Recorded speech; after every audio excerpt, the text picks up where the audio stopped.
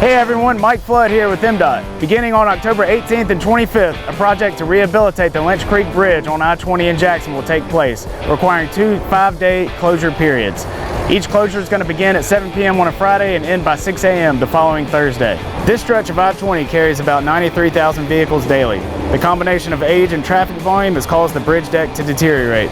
This project calls for the partial removal and replacement of both the eastbound and westbound bridge decks.